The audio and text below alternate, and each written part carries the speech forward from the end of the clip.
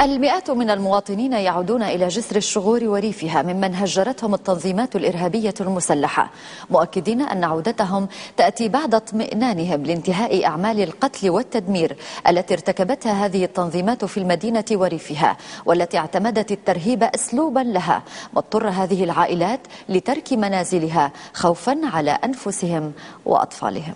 يا رايح صوب بلادي نفلك وصي السلام، بلغ أهلي وولادي واشتاق لهم رب الحمام، سلي إني يا منادي بعدها ممنوع الأحلام، وإلا أيامها ببالي والله بتعد. هو الشوق إلى الوطن، شوق عبر الحدود في طريق العودة إلى الديار.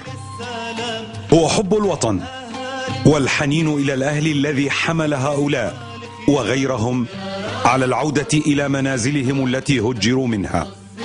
عودة جاءت بعد مخاض عسير ورحلة من المعاناة وحرب من الشائعات والتحذير والتخويف من مصير مجهول ينتظر العائدين إلى جسر الشغور.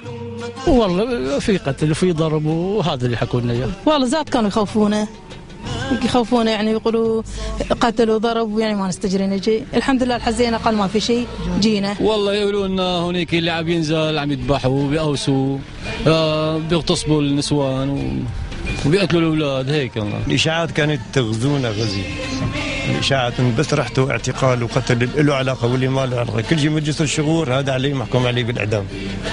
اي طيب ليش ما يقول لي ما عمل شيء، شو ذنبه يعني اللي ليش حتى ما يرجع على وطنه؟ لا تنسى الهويات هذول اللي عم يشموا هذول هويات الوطن هذول بيعادوا الكره الارضيه باكملها. والله بلدنا ما في مثله، والله الهوى الفيحات بكفي. الآن وفيما يتواصل عبور مئات الأشخاص الحدود، بما الجيش يستقبلهم، انقشعت غمامة الخوف تلك التي سكنت قلوبهم، ليحل مكانها أسارير الطمأنينة بغد ليس كالأمس بمره وآلامه. وجع الغياب زال أمام صورة الحياة في جسر الشغور، وقد عاد الجسر إلى سابق عهده من الأمان والاستقرار، بدد معه مخاوف الأهالي من عمليات انتقامية يقوم بها الجيش ضد الأهالي، كما أخبرهم المسلحون والفئة الضالة.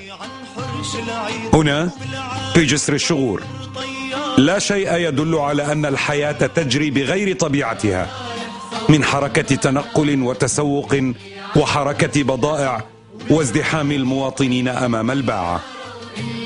رجعت الأوضاع من لم دخل الجيش هون يتحقق الأمان والأمن الحمد لله رب العالمين. وما في شيء الحمد لله، حالة مستقرة الحمد لله، الحركة كثير كويسين، كل العالم رجعت البلد الحمد لله رب العالمين. الحمد لله رب العالمين، رجعت كل العالم على طبيعتها وما بقى في شيء غالص. أمام هاتين الصورتين تتجلى الحياة بصورها، بين حياة تختزل خيمة معانيها وبين حياة في أسمى معانيها، بين الأهل والربع والأحبة.